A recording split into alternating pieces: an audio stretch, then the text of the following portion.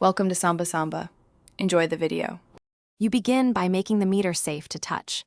Turn off the main breaker and any branch circuits that supply meter-adjacent equipment. Once done, put on insulated gloves and eye protection because meters can carry residual charge.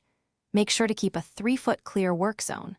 Before you touch anything, photograph and record the meter display and serial number so you can compare readings after reset. These first steps reduce risk and create a verification trail for the reset process.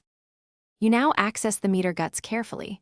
Remove the cover with insulated tools, keeping seals intact unless authorized. Avoid forcing components.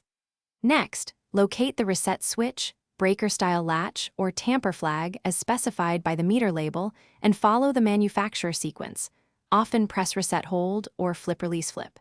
Make sure to use a multimeter to confirm 0 volts at the terminal block before any contact, because that prevents shocks and ensures the reset will register correctly on the meter electronics. After performing the reset, you reassemble the meter cover and reseal any tamper seals per rules, then restore the main breaker and watch the startup sequence. Make sure to compare the new meter reading and the photo you took earlier to confirm the counter rolled or cleared as expected. This proves the reset took.